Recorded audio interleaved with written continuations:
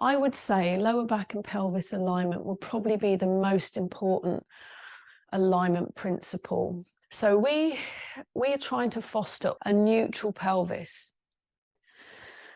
What's not neutral, and those you'll hear me speaking about this really week after week, what's not a neutral pelvis is a pelvis that's tipping forwards, which is called anterior tilt, where you've got a really big S-curve in the spine there.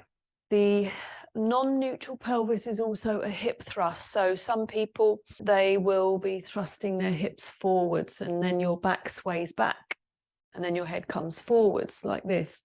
So you've got posterior tilt, anterior tilt, which is the perch. So that's what you don't want at all. The other side of the coin as well is that if you think about the pelvis as a three-dimensional creature, is that you have lateral tilt as well. All the time you want a horizontal plane across the hips this way.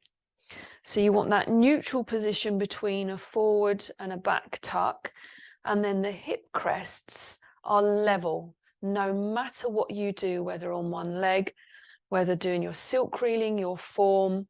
In some Qigongs, we do tilt the hips up like this, but certainly for Tai Chi, you're looking for both hip crests to be level. If the other side of things as well, if you're raising your hip laterally, generally your shoulder will go with it, and then you're completely distorted. We're going to really slow this down, and as we're inhaling, we're only going to come up to halfway, and then exhale will be all the way to the top. Inhale will be halfway down, and exhale will be to the base. So pelvis, and everything we're doing today is going to be super slow with super focus. Most people are able, when we're going in a vertical direction, to balance the pelvis with good alignment on the way down.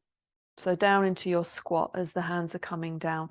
It's much easier to make the pelvis like a bowl, align the diaphragm and the pelvic floor when you're in a rooted position. What we find is when you start to inhale and raise up, if your tendency in your habitual posture is to go into this anterior tilt, then when you come up, you're going to go into anterior tilt without realizing it. So here, if I put my hands on my hips and I shift and turn, and I'm terrible at popping this hip up when I shift to the right. I've got a really tight left hip.